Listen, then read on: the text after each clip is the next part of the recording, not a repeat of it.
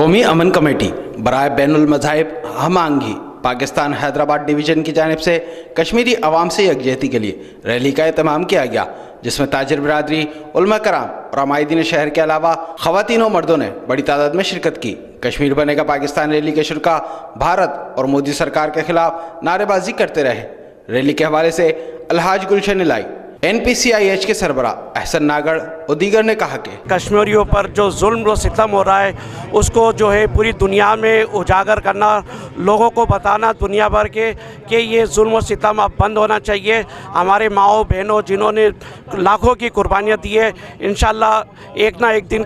ہم چاہتے ہیں اللہ سے دعا ہو کہ کشمیر جلد سے جلد آزاد ہو، اور جو ظلم و ستم ہو رہا ہے یہ فوری طور پہ بند ہونا چاہیے۔ ہماری ریلی کا نکالنے کا مقصد ان سے کشمیری بھائیوں سے اظہار یکجہتی کرنا ہے اور پاک فوج پاکستان کو یقین دلانا ہے کہ کشمیر کی آزادی کے لیے ہم اپنی پاکستان حکومت اور پاک فوج کے ساتھ شانہ بشانہ کھڑے ہیں۔ ظلم کی انتہا ہو گئی ہے۔ میں ان سپر طاقتوں سے جو اپنے آپ کو انسانیت کا نمبردار کہتی ہیں، وہ اپنے دعوے میں جھوٹی ہیں، کیونکہ کشمیر کے ساتھ جس طرح ظلم و ستم ہو رہا ہے اور انہوں نے آنکھیں بند کر رکھی ہیں، میں مطالبہ کرتا ہوں کہ یا تو وہ جلد سے جلد کشمیر کی آزادی کی جو تحریک ہے اس کے اوپر عمل درآمد کرتے ہوئے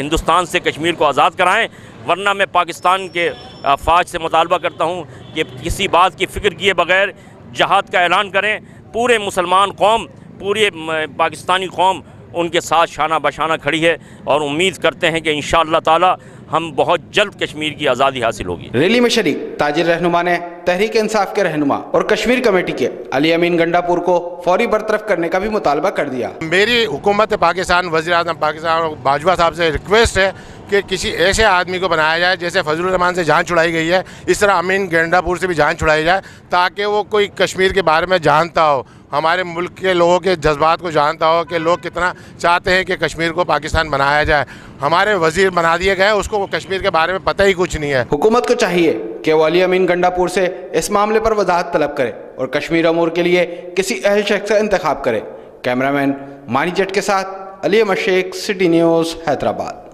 ہم لاتے ہیں ٹاپ نیوز، آپ کے فیورٹ ٹاک شوز اور انلمیٹڈ انٹرٹینمنٹ صرف یوٹیوب پر۔ اگر آپ نے ابھی تک ہمارا چینل سبسکرائب نہیں کیا تو ابھی سبسکرائب کریں